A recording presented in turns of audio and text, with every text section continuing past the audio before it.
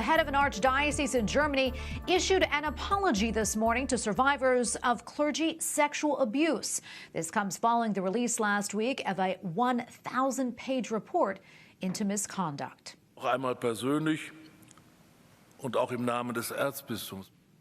Cardinal Reinhard Marx from the Archdiocese of Munich and Freising says the treatment of victims was, quote, inexcusable. The report released last week also called into question how Pope Emeritus Benedict XVI handled abuse claims while he led the diocese. Pope Benedict has denied any wrongdoing. Joining us now from Rome is Martin Rothweiler, director of EWTN Germany. Great to see you, Martin. What can you tell us about today's press conference? Yes, Tracy.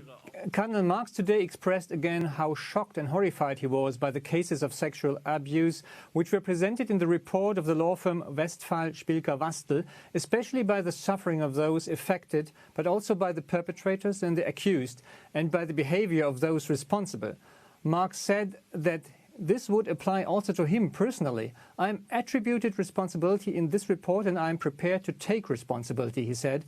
The greatest guilt for him is to have overlooked those affected. This is unforgivable, he added.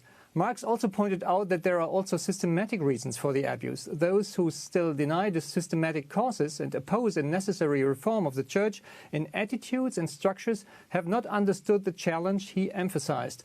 Asked about a possible resignation, the Cardinal answered, I do not clinch to my office. The offer of my resignation from office last year was meant very seriously. Pope Francis decided otherwise and asked me to continue my ministry responsibly. If I get the impression that I am more of an obstacle than a help, I will seek dialogue with the relevant advisory bodies and allow myself to be critically questioned. In a synodal church, I will no longer make this decision with myself alone. A very noticeable remark. And Martin, what has been the reaction of the German people since the publishing of the report a week ago? The reaction of the German people is based on the reactions of the main media in Germany. Since the publishing of the report on the abuse cases in the Archdiocese of München and Freising last week, these ongoing reports, with a few exceptions, are completely negative, trying to destroy the reputation of Pope Benedict completely. The Munich report mentioned a total of 235 alleged perpetrators and nearly 500 victims from 1945 till 2019. In 4 of these cases, the report blamed the Pope Emeritus of having breached his duties as Archbishop of Munich and Freising from 1977 till 1982.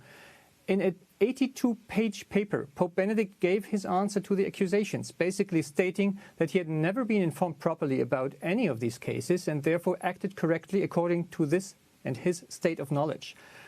Although nothing has been proved yet, the public and the media have more or less passed judgment already. Even fellow bishops from the church hierarchy, like the chairman of the German Bishops' Conference, Bishop Georg Betzing, seems to have found in Pope Benedict a scapegoat. In a few words, the reactions are completely out of proportion. And Martin, before I let you go, why is it the focus has been so much on the Pope Emeritus? For sure, because he is the Pope Emeritus. But it is remarkable that in these days no mentioning is made of the achievements by Pope Emeritus Benedict with regard to his fighting against the abuse in the Church. Many of the things that happen in the Church in Germany have to be interpreted in the light of the synodal path that stands for reform of the Church, aiming at substantial changes regarding the structure and the teaching of the Church. The vast majority of the participants in the so-called synodal path pretend that these changes are necessary to prevent the abuse in the future.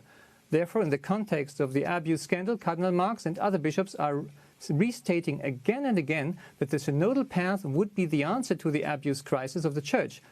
Pope Emeritus Benedict, instead, is a figure who, with his teaching and call for a true reversion, is the representative of a different kind of necessary reform based on the recollection of the faith and the gospel in line with the teaching of the Church. So he is a disturbing factor for the synodal path. Well, Martin, thank you so much for your time today. Martin Rothweiler, director of EWTN Germany. Thank you again. You're welcome, Tracy.